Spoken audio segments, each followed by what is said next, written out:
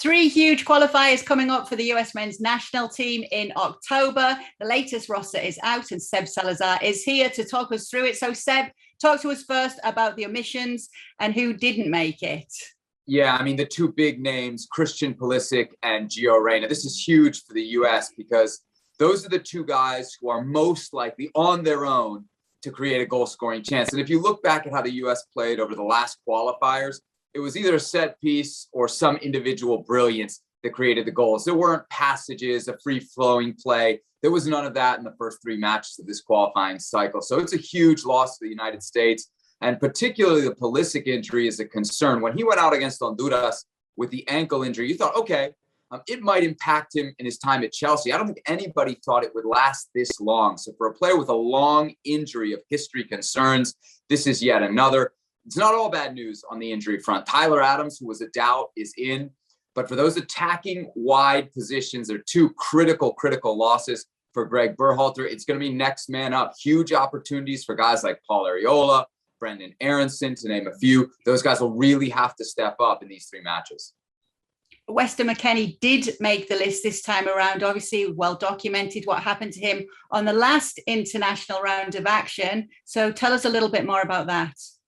Yeah, I got to be honest with you, Kay. I'm surprised that he's back this quickly. I think you have to look at what happened to Weston McKennie in the last three matches. He not once, but twice knowingly violated COVID protocols. It cost him 2 games, but I think you can also make the case that it cost the United States 2 points. If he plays against Canada, or even if the U.S. men's national team doesn't have to deal with the distraction of Weston McKennie being suspended just before that Canada match, they probably beat Canada in Nashville, and they're sitting in a much stronger place in this qualifying cycle. So I think he did something that really could potentially in the short term and long term hurt this team. That said, you can look at it from Gregg Berhalter's perspective and say, hey, it's a young guy that made a mistake, and I'm giving him a second chance. But it's a huge moment right now for Weston McKennie, not just when it comes to the national team, kind of reestablishing that trust with his teammates and the players, also significant links about his future to the Premier League. West Ham supposedly interested in this player. So, but right now for Weston McKennie is a big moment in his career, both at club and I think at international level. There's a big topic around the starting goalkeeper as well, and the goalkeepers in general. So what should we look out for there? Yeah, I mean, for the longest time, and it seemed that the three goalies were kind of set for Gregg Berhalter: Zach Steffen, Ethan Horvath, and then Matt Turner. We see a change now. Sean Johnson in, Ethan Horvath is not with the team in this list.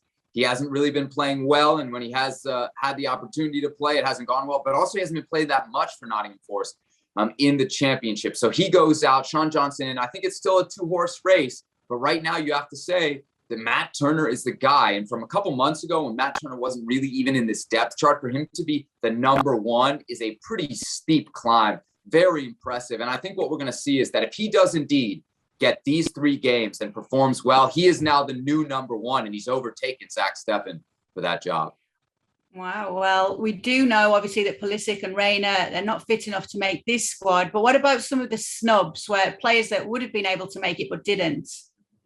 So I think there's a couple names that are obvious here, and that's right up top. You're looking at guys like Josh Sargent and Jordan Pefok. Josh Sargent is a guy who's been around this team for a long time, and everybody talks about the intangibles that he has from a forward position. But you got to score goals as a forward, and they just haven't been there for Josh Sargent. So to see him dropped is a bit surprising, but also when you look at the run of form at club play, it's not that surprising. You can't say the same about Jordan Pefok. This kid has been scoring goals left, right, and center for young boys in Switzerland. How about the incredible game winner that he had against Manchester United? All that, though, not enough to get him into the group. The other two names that I would point out, Conrad de la Fuente, playing well right now at Olympique Marseille in France, and Joe Scally at left back, who's come out of nowhere to get significant minutes with Mönchengladbach in the Bundesliga. Those are probably the 4 players who I think have the strongest case. Maybe we'll put Julian Green in there as well.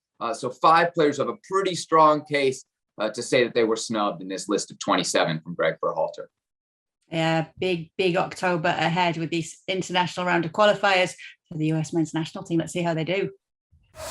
Well, thank you very much for watching ESPN on YouTube. For more sports highlights and analysis, be sure to download the ESPN app. And for live streaming, premium content, and let's not forget as well, ESPN FC 7 days a week. Subscribe to ESPN Plus.